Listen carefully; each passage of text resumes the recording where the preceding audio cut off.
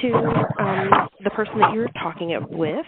You can, of course, consult your supervisor, or if you have an HR unit, that would be good to consult with them just to see if they have any guidelines or documentation that they need you to follow.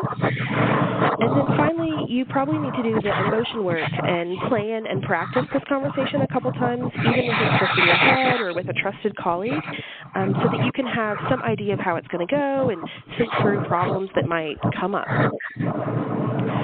Then, once you've done those things, during the conversation, it's really important that you clearly describe the behavior that the person is exhibiting and the impact that that behavior has on whatever process you're doing, or your unit, your department, patrons, whatever it may be.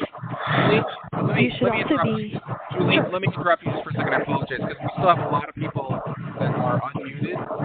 Michelle, if you could please manually go through the list and mute everybody. This is what I've been working on. Go ahead. Or just try muting everybody all at once. Okay.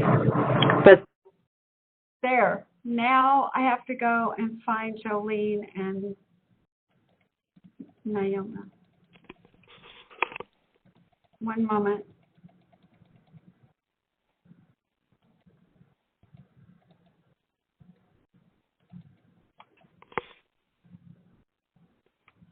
Okay.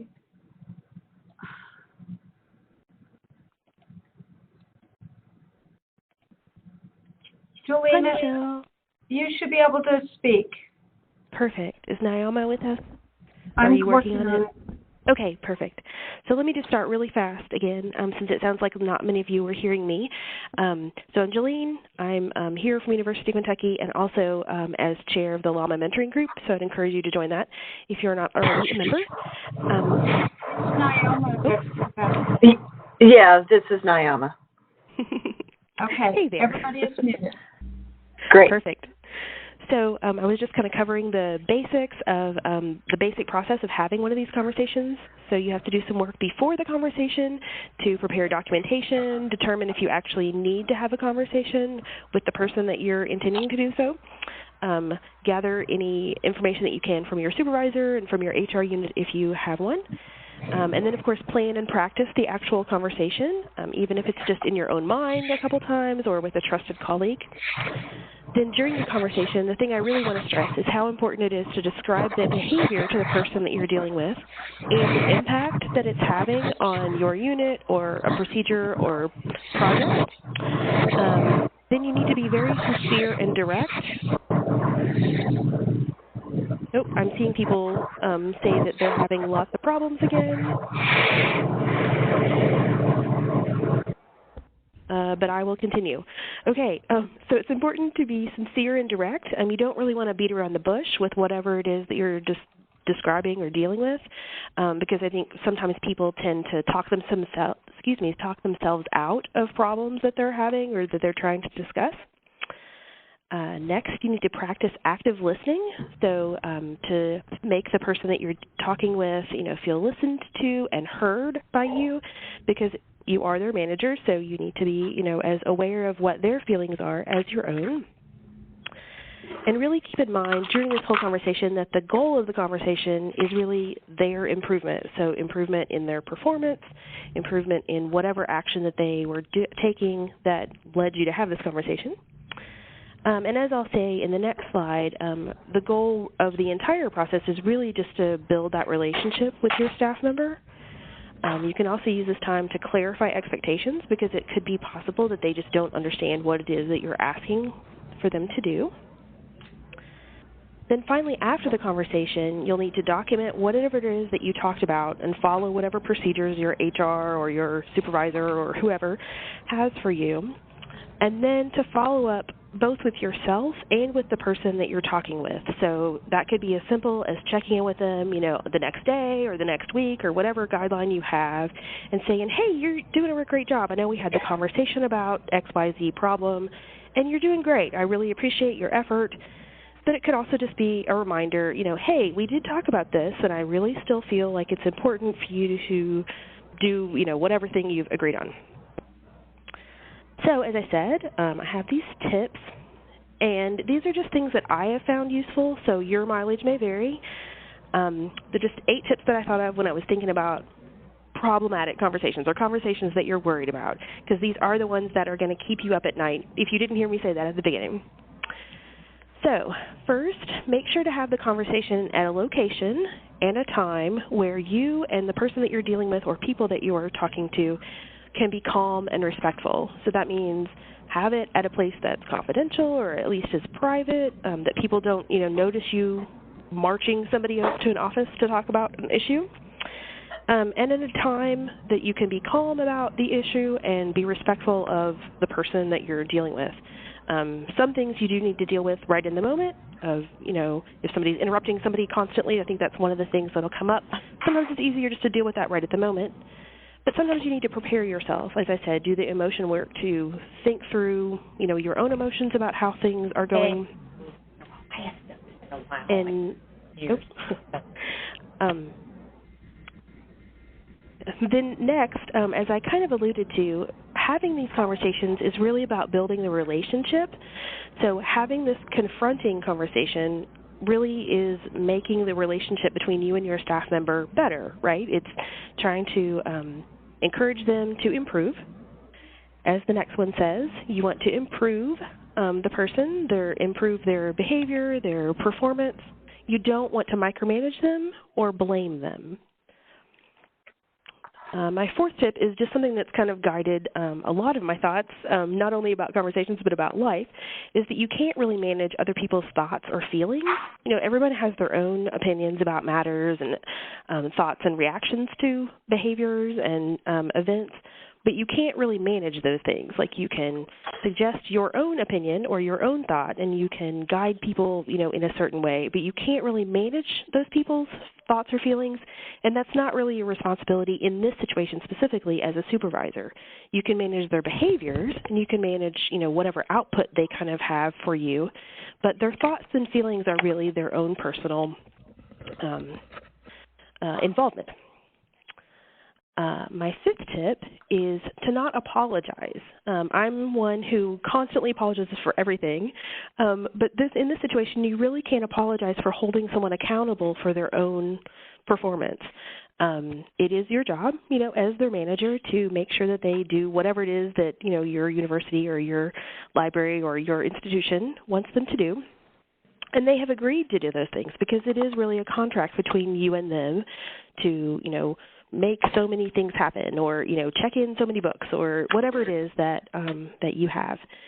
So it's not something that you should feel sorry for or necessarily upset about, because this conversation is really just going to be a conversation. Next, I just wrote down the really basic thought of using I statements. So those are, in other words, things that it's not accusatory, but they're things where you say, I feel, when you, I want, it's a really basic way of saying and confronting or forefronting, something that you are feeling in a non-accusatory way. Because the conversation is really going to be about critiquing the person's performance, not them as an actual individual person. This next tip is something that somebody from our HR told me one time in a situation I was dealing with, which is if people are repeatedly untrustworthy, you should really believe them because they're showing you who they are. And another thing she said in that conversation that I had with her was that people fire themselves all the day, like every day. So it's, it really is people's decision what behaviors they want to manifest at work. And if you are showing them the path that they are on in this conversation and they are choosing to be untrustworthy, then maybe that's something you should believe. And then finally, not everyone is emotionally healthy or rational. And this obviously, is a very personal thing to talk about, but everyone has their own, varieties of situations that they, have lived in and lived through. And so it's entirely possible that a person that you were dealing with is just not what you expect, not, rational at that moment or emotionally healthy at that moment. So those are my kind of thoughts about difficult conversations and just things maybe that you could keep in mind. So next, this is also just me thinking this through. I'm someone who likes to have phrases to say so that I can remember in a stressful moment what it is I'm supposed to be covering. So these are just some things that I found through reading and through just, experience that I found useful. So first, and I think Nyama and I will talk about this a little later, sometimes people are just really unaware of what they're doing. They're unaware that whatever behavior they have is violating, somebody else's thoughts about their behavior or a policy that you have. So it's really simple just to say what you did breaks the rules or the policy about such and such thing. So what you did breaks our attendance policy. Are you aware of that? Because it's possible they aren't.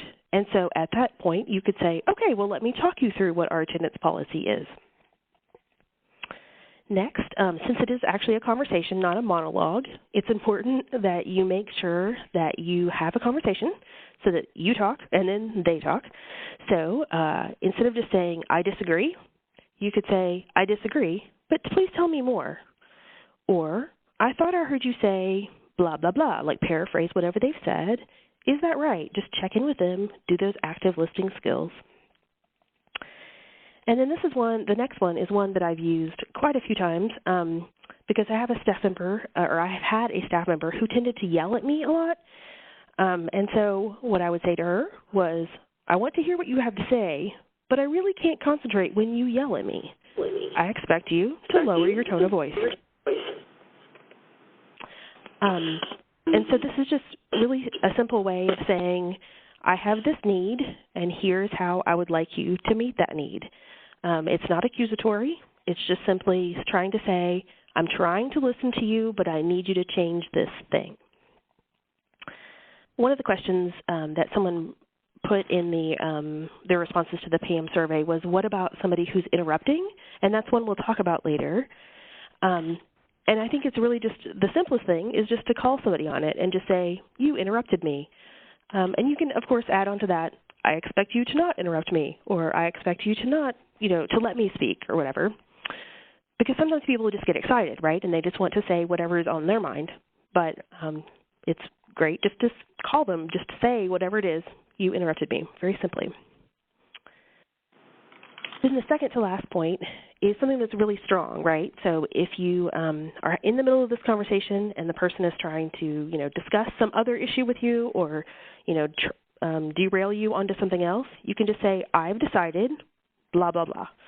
So obviously it is a conversation, as I keep saying, but if you say, I have decided, that has a strength to it that you have made a decision as the manager, whatever is going to happen from now on. So as I keep thinking about the questions that we have already had, or are going to, the questions that we know that Nyama and I know that we are going to talk about, it seems like people want to insert their own opinion or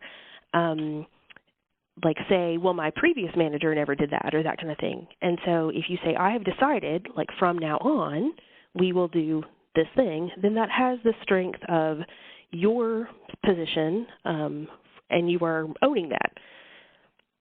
The alternate way of saying that is, in order to continue here, I need. So it's not necessarily a claim to here is what you know is going to happen from now on. It's just here is what your specific need is in that situation. Then finally, this is my HR's person again telling me exactly what to say.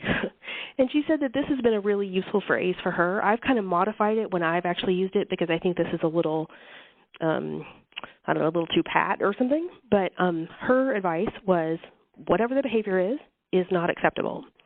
I will do whatever is necessary and appropriate in the situation. I expect immediate and sustained improvement. And the person that gave me this phrase, she said this is really beneficial. The second sentence in it is really beneficial, especially because that gives you kind of the out to figure out what actually is the appropriate thing in the situation. And so then you can go and consult, as I said, supervisor, HR person, whatever. But I have actually used that last phrase of I expect immediate and sustained improvement. The importance of that phrase is really that it's kind of the same as what I said a minute ago of I'm the supervisor, and so now, from now on, we are going to do this thing. because the phrase is saying, I expect you to change whatever behavior you're doing right now, and I want you to continue that behavior. So that falls into, again, the kind of check-in with the person, make sure that they're still understanding what your expectations are. Okay, then Tim asked us to share some resources that we would recommend. So the first 4 are ones that I would recommend, and then Nyama will join us for the 5th one. So first, there's a blog called Ask a Manager. It's written by somebody who I think is in kind of the corporate world, because she alludes to a lot of things that I think are more, corporate business kind of thing, so it's not library specific. But she does answer really good questions, such as, I have a coworker that has a personal fit issue. What do I do? Or, this person does this really annoying thing. Maybe it's my manager. Maybe it's somebody I supervise. What's your advice? And so she gives just really concrete and helpful advice that, of course, may not apply in every situation. But I would recommend that blog for you. Then our LLAMA colleague, Catherine Soner, and her colleague, Ann Darling, recently published a book. It's through ALA called Effective Difficult Conversations, a Step-by-Step Guide. I will admit I haven't read all of this, but I have skimmed through it, and I think it's really, really helpful if you want some more tips beyond this conversation today. Then the third book is just more my placeholder for kind of personality kind of books. So this 4 Tendencies by Gretchen Rubin, you may be familiar with this, but this specific one is about how you manage expectations for yourself, and it includes things like if you know that you are a certain type in her paradigm, then how you can deal with other people in other paradigms or in her other categories of paradigms.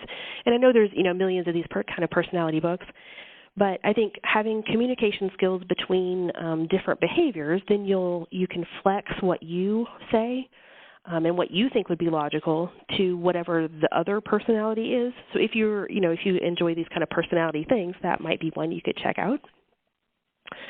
And then, as I said, I really like phrases. I really like things that stick in my head to just say in the moment. So Meryl Runyon has several different power phrases books, like power phrases for, such and such kind of person. I think there is one specifically for supervisors. But it's also, for family members, for colleagues, those kinds of things. And I think this is her first one, which is how to use power phrases to say what you mean what you say, and get what you want. And she just very clearly says you need to just forefront whatever it is you need in a very simple way, like I've been showing you guys today. So, Nyama, what about this last book? What did you like about it? Okay, am I unmuted now? Yes, you are. Okay, great. So this particular presentation came at a good time for me because just a couple months ago, I attended a 2-day intensive workshop on coaching, and it worked out very well because at that time with my staff, I had 2 situations that thankfully were not of the type that would keep me up at night, but it helped me work through this situation. It's a little older copyright date, as you can see, but the company I was going through that did the training likes it because it's very practical, step-by-step, has checklists that you can go through, like, is this an issue that's worth dealing with, or is it just an annoyance? It goes through, it has sheets for scripting out the conversation where you describe exactly what it is that the person is doing in behavioral terms, not in generic terms. So you want to say you were late on this date and this date and this date for this much amount of time. How do you think that impacted the functioning of the department? And in that case, I did have someone who was in particular coming in late on Sundays at opening. So he was not here by the time the library opened, and that certainly impacts things. And this helped me really think through and script it. And then we also sat down with each other and worked through the role playing for the instances where you may have someone who is more disengaged or confrontational about it, and reining in our own emotions. And by going through all these checklists and preparing to do the conversation, it really helps go in and do the neutral feedback much easier and stuff. So I very highly recommend whether purchasing it as soon as I got back. I bought 4 copies for each of my department heads so that we can sit down and work through it together. So I recommend looking at it. I think on Amazon it was under $20, or interlibrary loaning it or checking it out from your library if they have it. It's a very useful guide for going through this process. Okay. Next up, we also wanted to mention that, as we said, we've received over 30 questions from people during the survey about what they would like addressed. It's not possible to answer all of those today. So we sorted them based upon different types of topics, whether it was the supervisor talking to the supervisee, if it was more of a lateral peer coaching, if sometimes you have to manage up. Sometimes it's, your boss that is one, and that becomes more difficult. And also some of them weren't necessarily the super difficult questions. It might be more coaching or motivation. So we sorted them into different topics so that we could focus today specifically on supervisor to supervisee, ones that are potentially toxic and really impacting morale. We thought, for those of you who asked that, you'd like to get it answered right away. And the other ones we'll use as subject areas for the future discussions that will be coming up. One of the things on here we had was to potentially use fake names, and sort of a note to self for next time is everyone's already logged in with their real names. So, but certainly if you are concerned about the confidentiality of any comments you might be making as we're answering the questions that we'll be getting to, you can do it in the chat. And if you do it directly to the host for it, then it won't be seen by everyone else.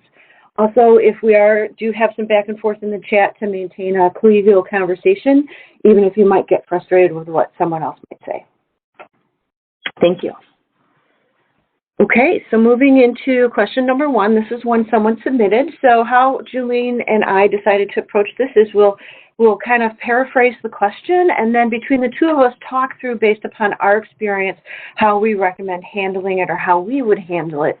And then we'll go through the next. If you have more questions as you're going along or some input, you can put that in the chat box so that we can try to respond to that some as we go. So this is a particular person who is supervising a former colleague, which sometimes can add additional layers. And the person finds every excuse to leave the library to do campus service activities and not interact with staff outside of what she wishes to do. A lot of mornings she spends chatting on her phone with family and setting up activities. So basically she's doing not work duties on work time. She'll tell the supervisor at the last minute she has to leave.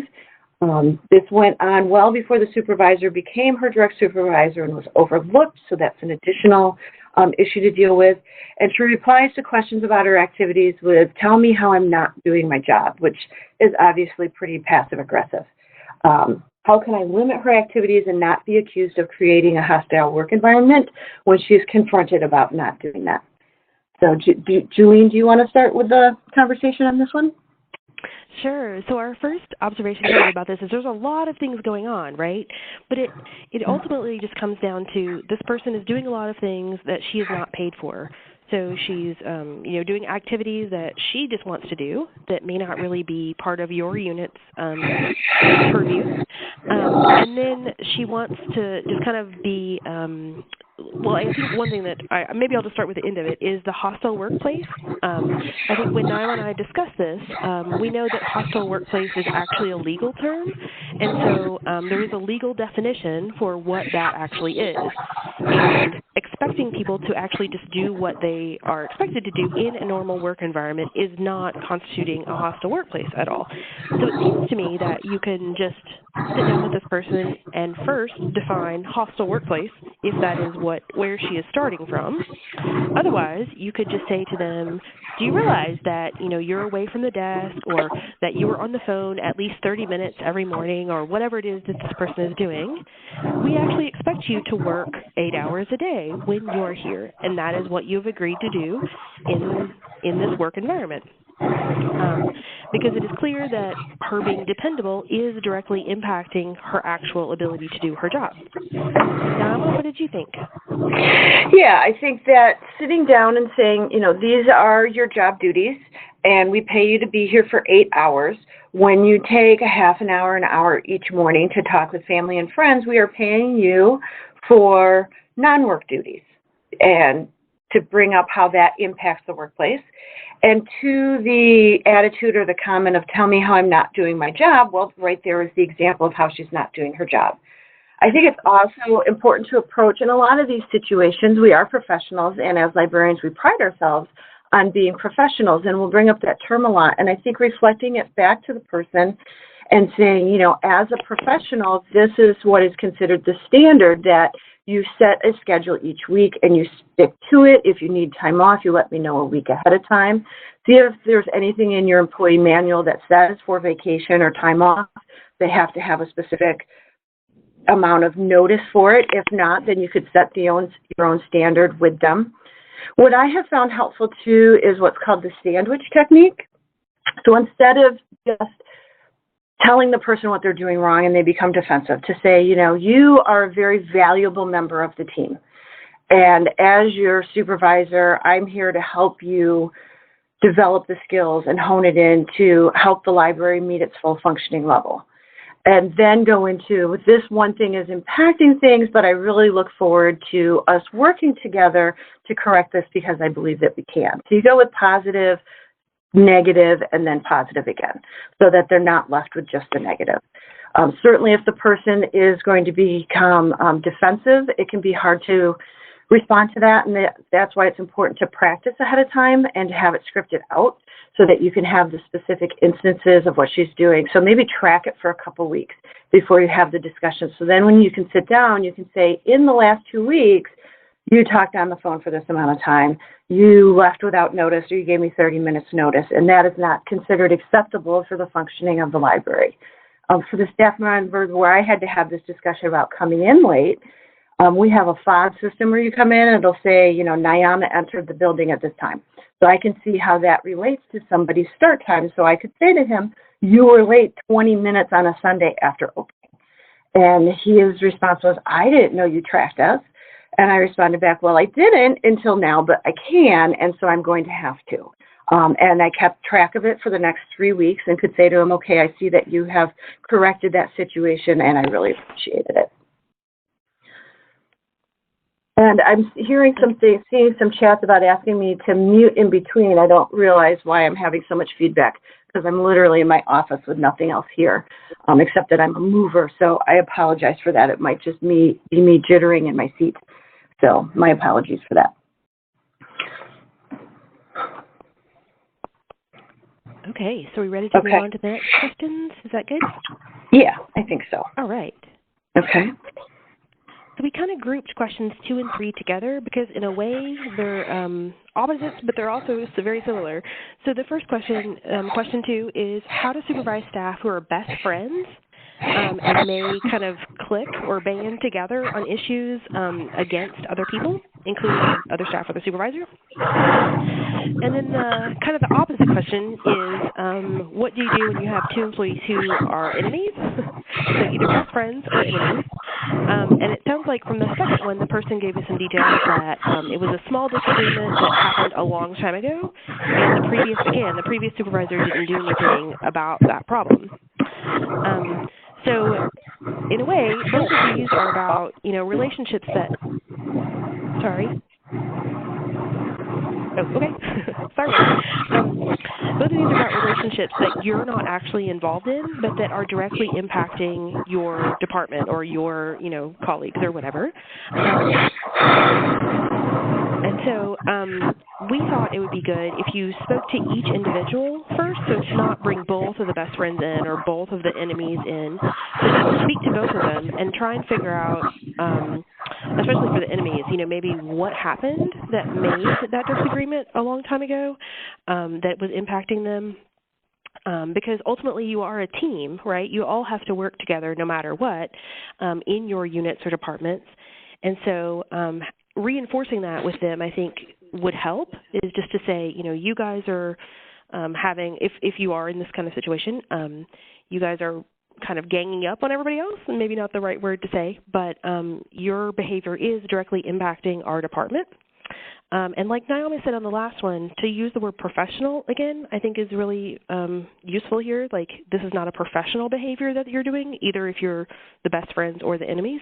You're, of course, entitled to whatever emotions you have about whoever it is that you work with, but the conversations that you have with all four, I guess, of these people really are about their behaviors. And I think one other comment that I had about this third question, so the enemies one, is it seems to me that people sometimes can just get used to a behavior. So, like, once you're angry at somebody, then it's easier to get angry at more things about whatever they are doing, or angry about other situations and take that out on the person. So, Nyama, are you still around? I'm here. Okay, good. Okay, good. I was worried about that. Okay. I think you had a good suggestion before when we were talking through this about writing things down and flipping it. Could you describe that? Certainly. So one of the things that has worked for me, one, I do it in my personal life, but I found it's a way it helps me in my work life too. And I have done this with employees. So when if you have two employees who either hate each other. I had a situation at a library I worked at. Two staff members didn't talk to each other or work on the same desk together for 4 years, which it definitely impacts things. And to go to we'll say Scott and say, Scott, okay, tell me about your history with Mary and what happened. And, I hear you saying you're frustrated because she's annoying because of these behaviors.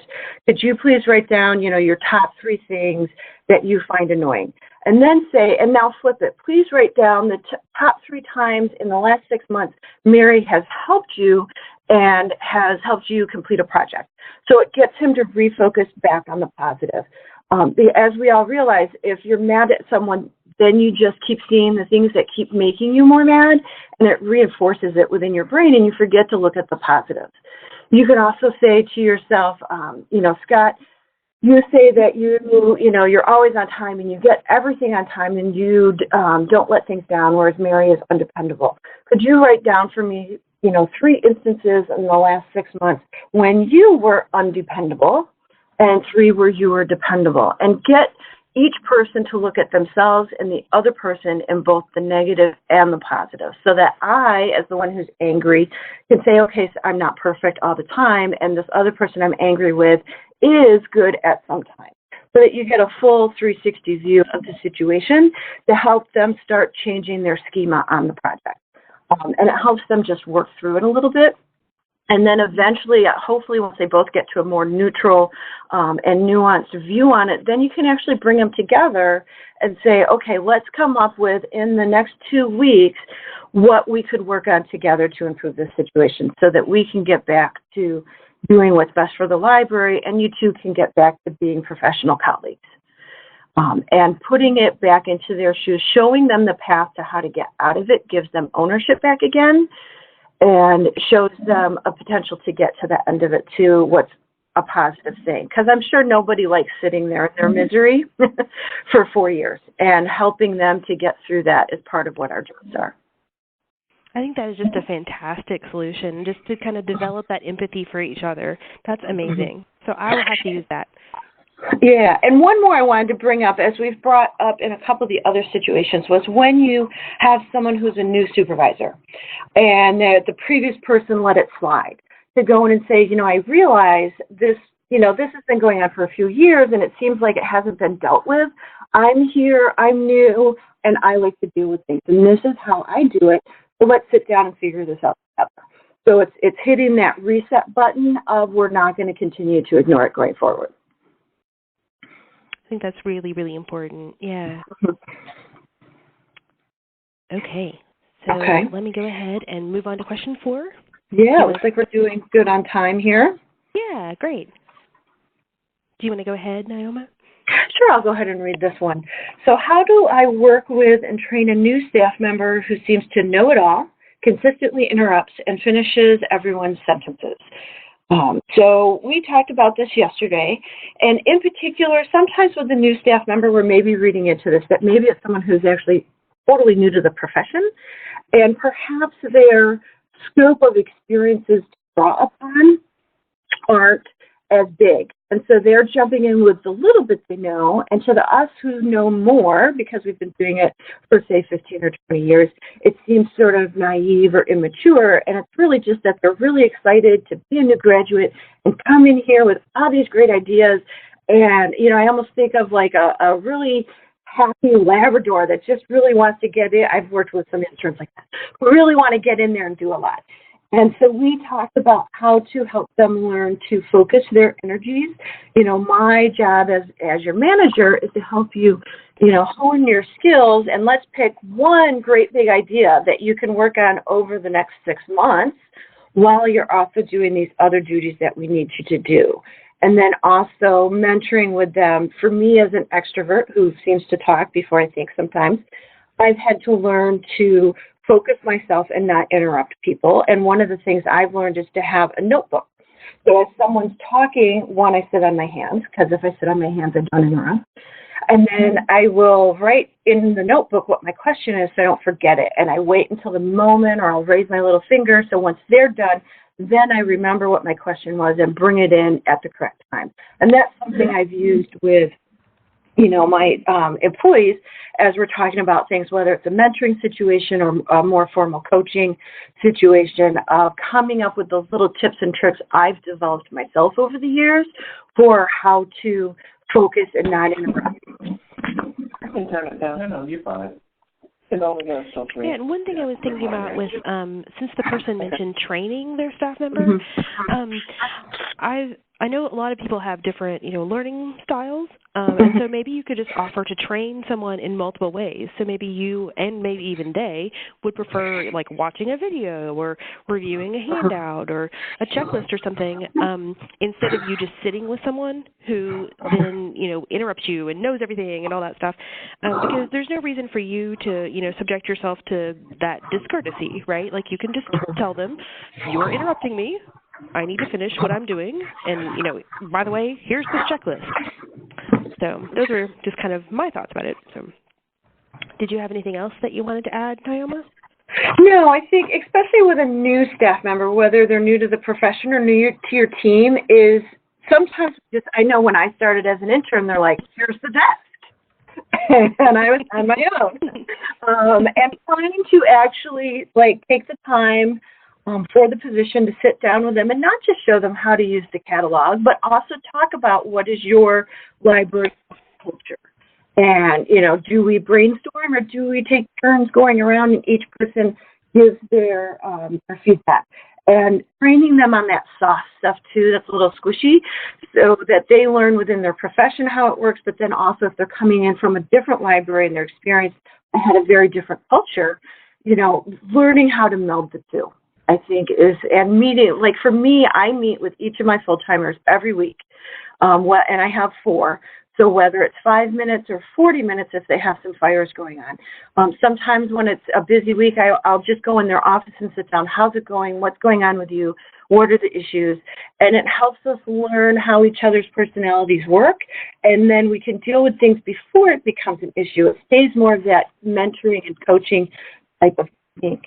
When I had a boss where maybe I had to manage up a little more, I would go by her office every day for 5 minutes to say, hi, how's your day outside of work? What's going on today? Anything I can do to help?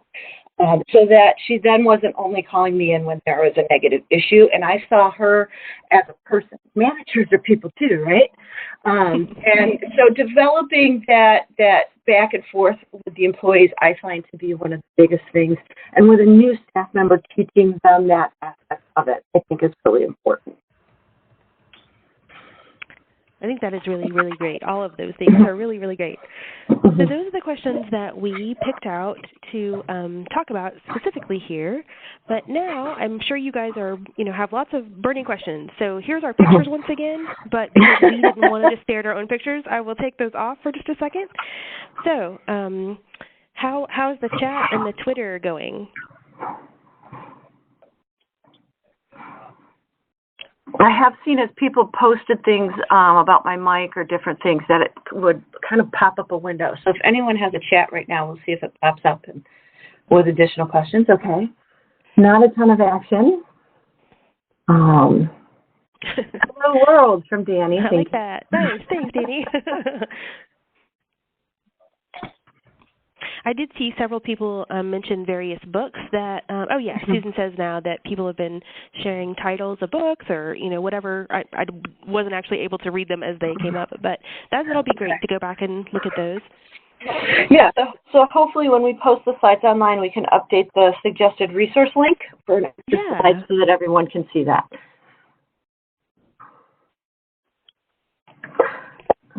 Oh, yikes, okay. I'm stealing the phrases. Oh, perfect. Thanks. Feel free.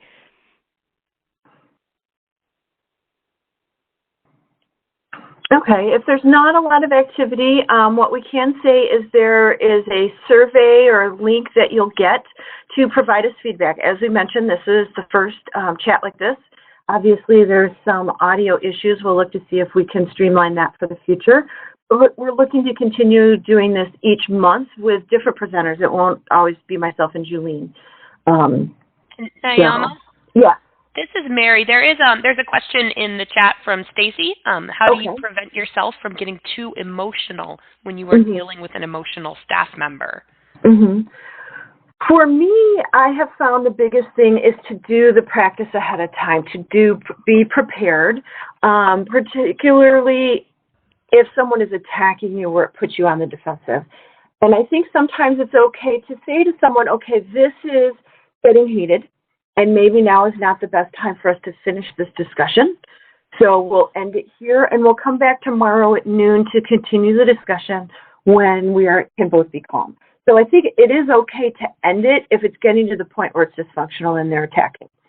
And then the next day, start the new conversation with, we are going to approach this in a professional manner, which to me means having a calm voice and not attacking each other and going from there. Otherwise, the big thing to, sit down with a coworker and have them practice being emotional and crying or being a jerk or yelling at you so you can get through some of those negative emotions ahead of time and go through your script. I highly, highly, highly recommend the coaching book that was on the resources page, Coaching for Improved Work Performance, because it goes through all of those lists and the checklist to help you really work out that script and sit down and practice with someone ahead of time. And being prepared will help you not respond as much to the emotional impact from someone else, in my experience. And this is Mary again. Stacey did clarify she was talking about the crying staff member, and we all know. I think we've all had those in our office before. Right. And it can be uncomfortable for everybody. It can, and I'll admit I've cried at work. So, and it's uncomfortable for the person who's in that situation. They typically don't want to. They're not trying to be manipulative. I would, if you know the person is like that, or if you're just not sure, have the box of tissue on the side, get them the box of tissue, maybe say, would you like a cup of tea or coffee, and I'll go get that for you while you compose yourself. And give them a moment to take a break and then come back. And bring it back to, you're a good employee, and I'm here to help you fix this. And I realize emotions that can run high, and I'm not here saying you're doing anything, bad or that you're a bad employee. You're a good employee, and we need to work on some behaviors.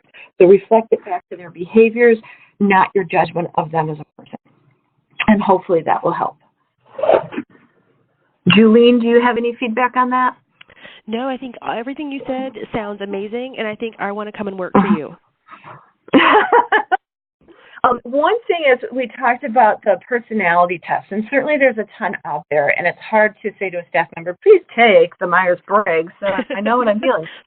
But one we took when I was at the Flint Public Library was called the DISC, and it was dominant, influential, supportive, and I forget what the C was. But if you just Google free DISC test, it basically gives you a framework I have found using whether I'm on the desk with a patron who walks right up. Are they fast-paced or slow-paced? And then are they information or people-oriented? So if they come up and say, how's your day? They're people-oriented. If they come up and they're like, I need this information, they're information-oriented. And it helps you see, okay, this person just wants the info. They don't want to talk about the day, and they want it quickly. And that helped me, whether it's with staff or with patrons or even with family sometimes, to go, okay, I'm always turning myself to reflect on them, to be empathetic from their viewpoint, and then adjusting how I approach them. If I go to the head of finance, she doesn't want to waste time talking about the other. She just wants the information. I need to have it ready. Versus if I go to the person who I know is more like me and wants to, you got to chat for a bit and get to know them, how are the grandkids, and then get to the nitty gritty. And I have found that helpful with my staff to be able to, okay, this person fits here, so this helps me figure out how I'm going to approach them. I think that's really important. Yeah, just being able to flex to people's, their own needs or whatever, and hopefully they will be flexing a little bit towards yours. I think that would be really great. Yeah. And for me, sometimes what I have found is, as the managers, we are doing the emotional work because we're flexing ourselves to them to take care of them. And, a whole nother discussion could be how to take care of yourself. But acknowledging that this isn't easy, that's why we're having, it's difficult to have the discussion with the person, but also to take care of yourself in doing it, because we're always changing ourselves to figure out how to best to help the employee if we're doing it well, in my opinion. So, anything else in the chat? Thank you, from Skokie. I can't actually people. There was another question from a person named AR. It's kind of been chatting about in the sidebar. Somebody who disagrees constantly or is bringing a lot of negativity. What's a positive way to address that? So if somebody's performance isn't a problem, but their attitude is, should they let it go? She says, as you said, you cannot manage thoughts or feelings. Right. Yeah. And in this coaching class I just had a couple months ago, they talked about that. They talked about the person who has, say, a bad attitude and how that impacts morale. And it still can come down to behaviors. Do they roll their eyes? Are they complaining? Are they taking staff aside and talking about things? So still bringing it back to, negative Nancy, when I give you an assignment and then you then go to the other employees to talk about how it's stupid, that is the negative behavior. And how do you think that impacts morale or impacts the functioning of the library? I like to say functioning of the library instead of morale, because morale can be a feeling. And if we're looking at behaviors instead of feelings, how does that impact the functioning of the library if you're over there distracting people from work to talk about negative things? And then sometimes if you're almost moving into corrective action, it's a continuum from coaching to corrective action to potentially termination if the person doesn't eventually get with it.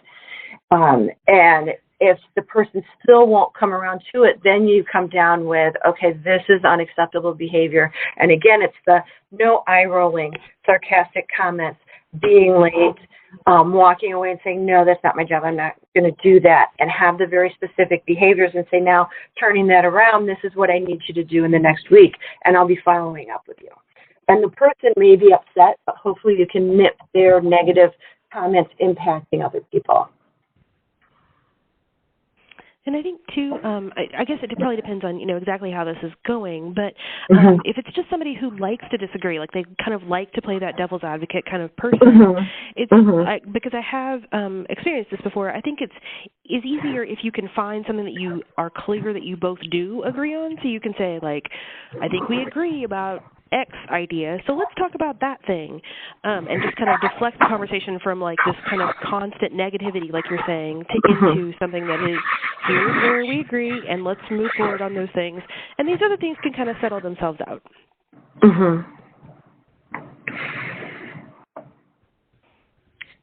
This is Mary again for Nyama and Julene. There was another question that just came through in the chat. A question from Steve. I'd like to know how people deal with colleagues or staff who want to present ideas, but present them in such a way that they seem only to want to gain support for their agenda rather than offer possibilities for discussion.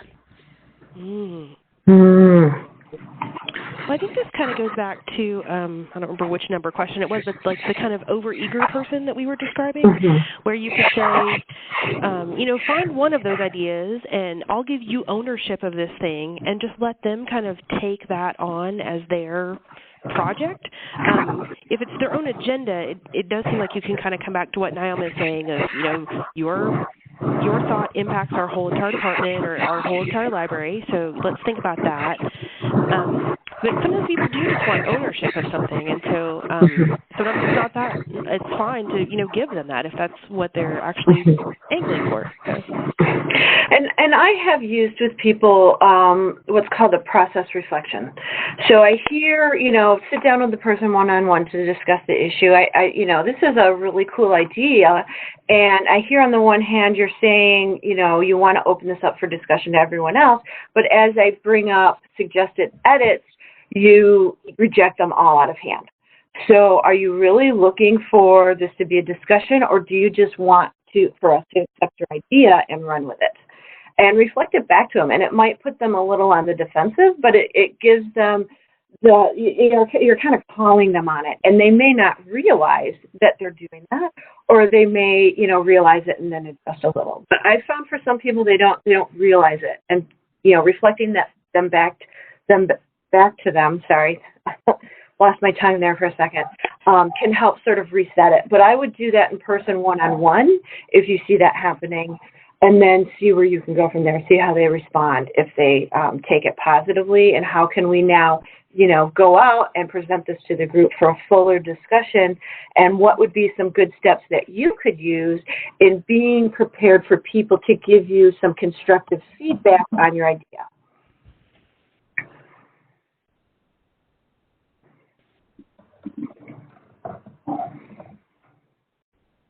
Mary, any other things there in the chat, or any follow-up from Steve on that question? I haven't seen anything. There's some people have been chiming in with some helpful comments too, so the chat has been a great thing to watch also.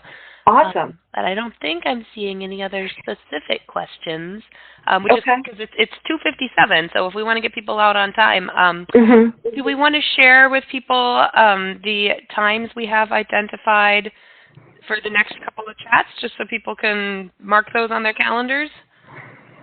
Yes, I don't believe we have that in a slide, so let me find that really quick. This is Tim. Oh, there we go, Tim. Thanks, Tim. I can let you know that we've tentatively scheduled the next one for Wednesday, June 13th, at the same time. So 2 p.m. Eastern, 1 p.m. Central, noon Mountain, and 11 a.m. Pacific. And I want to take this moment to thank everybody who's been involved, Julene and Nyama for participating in the discussion, Michelle for hosting it, Mary and Cynthia for managing the chat, and Ginger for having fun on the Twitter feed.